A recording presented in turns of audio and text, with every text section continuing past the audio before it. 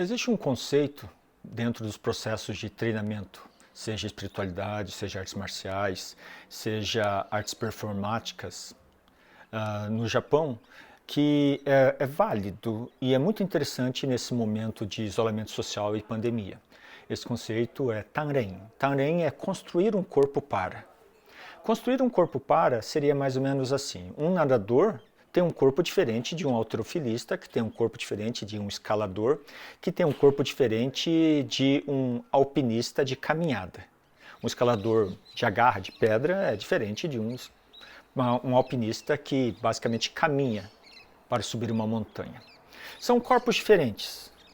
Cada corpo, ele por meio da prática, vai sendo construído para exercer essa atividade, alcançar esses objetivos, estar apto a realizar aquela tarefa, aquela ação, aqueles movimentos.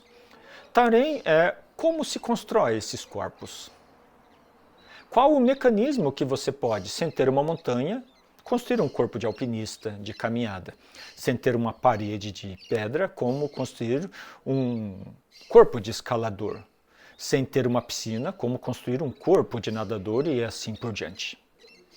Também ele passa por uma ideia muito forte que essa construção desse corpo significa construir uma mente ou ter uma mente capaz de escalar, capaz de subir uma montanha, capaz de nadar, capaz de praticar artes marciais, capaz de dançar, capaz de trabalhar num escritório dentro de condições eficientes e saudáveis.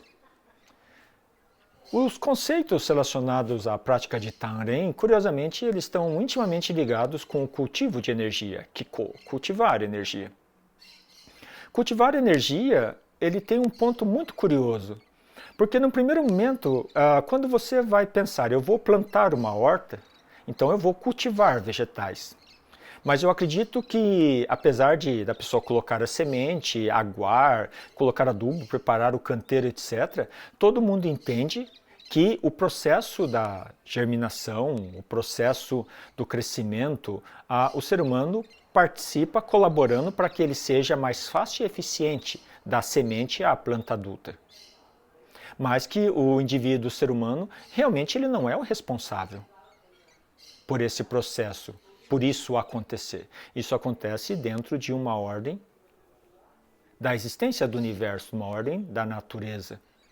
Uma condição que está muito mais relacionada à existência do todo do que à existência do indivíduo que fala: eu quero ter um pé de alface, eu quero ter um tomate. O processo de construção de corpo, ou do cultivo de energia também, Kiko, ele tem esse aspecto.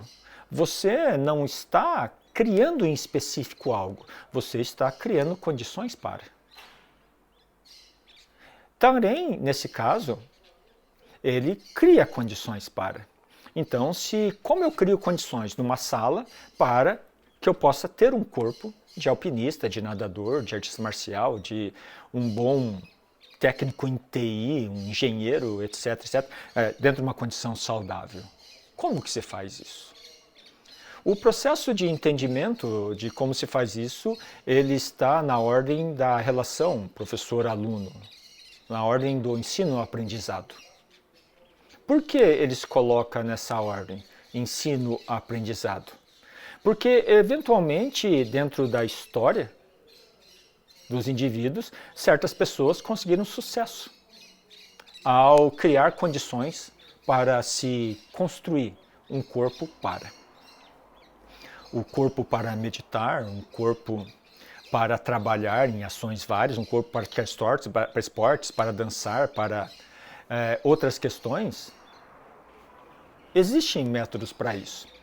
A dificuldade hoje em dia, talvez seja a principal delas, seja que o indivíduo tem que trabalhar, ele tem que ter seu tempo de diversão, tem que ter seu tempo afetivo, familiar, amigos. Ele tem que ter seu tempo e tem que realizar várias questões. Então ele é um corpo múltiplo.